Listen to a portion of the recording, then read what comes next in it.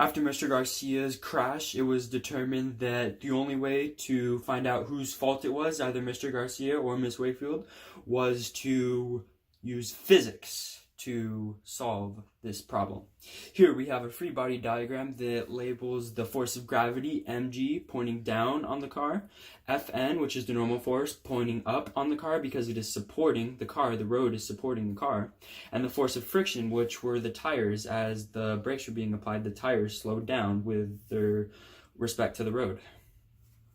The Houston Police Department determined that the coefficient of friction for the truck was 70% for the truck tires that it was using, and this was multiplied by 130 newtons divided by 100 newtons, and this essentially represents the force of friction that was being applied by the tires as the truck came to a halt.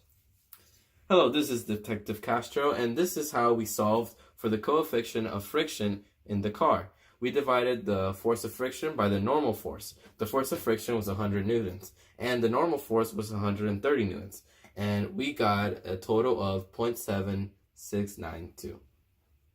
In order to find the acceleration of the car as it came to a stop, we used Newton's second law, which states that force is equal to mass times acceleration.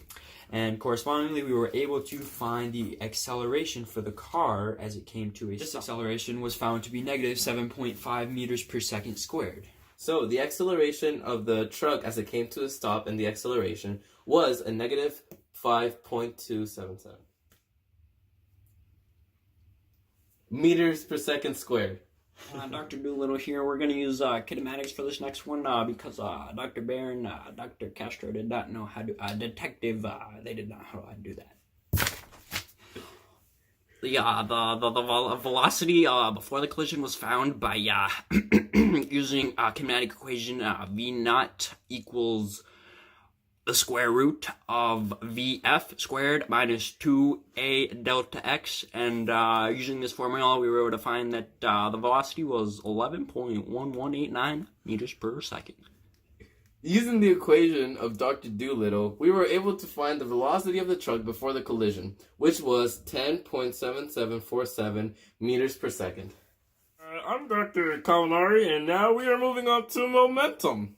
Detective Bear here again. The momentum of the car was found by multiplying the mass of the car times the velocity of the car. And doing this yielded a result that was 15,430.448 kilograms per meter second. That is very important. The units must be correct. To find the momentum of the truck, we multiplied the mass of the truck times the velocity of the truck. That yielded a number of 76,634.44 kilograms times meters over seconds.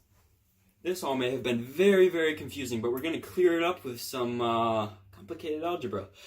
Well, not complicated, but, momentum. And we computed the y components for the car and the truck of momentum. And this was important because momentum is conserved in these types of collisions. And whenever you find the momentum of the y component, you are going to want to add the components of the truck and the car.